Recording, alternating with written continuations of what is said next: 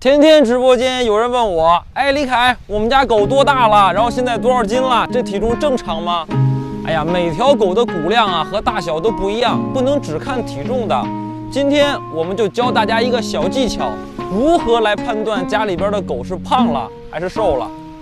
标准的体型呢，这个位置摸起来能够感觉到有一层脂肪和肉，但是轻轻的一按压，能够感觉到狗的肋骨。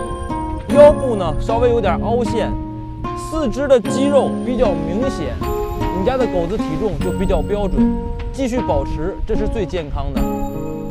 如果一眼就能够看到狗的肋骨，摸起来没有一点点的脂肪和肉，基本上是皮包骨的状态，那就说明这条狗太瘦了，一定要给它调理身体了。相反，摸起来呢有厚厚的肉，肋骨表面有大量的脂肪，这说明这条狗太胖了，一定要给它减肥。